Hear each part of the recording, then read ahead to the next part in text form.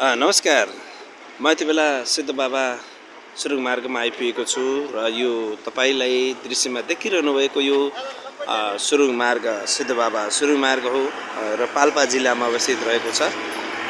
हामी यहाँ देख्न सक्छौं यहाँ नजिकै सिद्ध बाबाको निकै पुरानो चर्चित मन्दिर रहेको छ र यहाँ भक्तजनहरूको घुइँचो देख्न सकिन्छ र म यहाँ तपाईलाई सुरुङ मार्गतिरै ध्यान केन्द्रित गर्न चाहन्छु।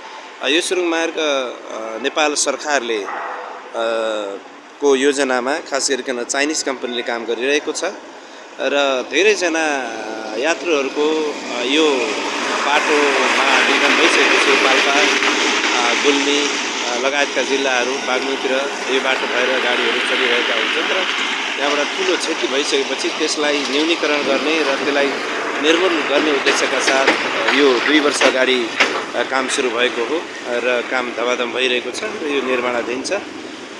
यसको ब्रेक थ्रु केही समय अगाडि भएको थियो। खास गरिकन ब्रेक थ्रु भइसके पनि यसको पुरै निर्माण सम्पन्न भने भइसकेको छैन।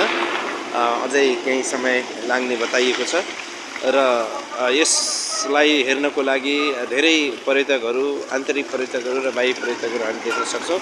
यहाँ तपाईहरुलाई म धेरैजना विद्यार्थीहरू विद्यालयबाट चाहिँ शैक्षिक भ्रमणको लागि पनि आइसक्नु भएको छ। उहाँहरू यहाँ सुरुङ मार्गका आसपासमा हुनुहुन्छ र उहाँहरू यसरी नै यो सुरुङ मार्ग हेर्ने र यो भित्र जान चाहिँ अनुमति दिएको छैन हामीलाई पनि र फोटो खिच्न भित्र गएर चाहिँ भिडियो बनाउन पनि अनुमति दिएको छैन।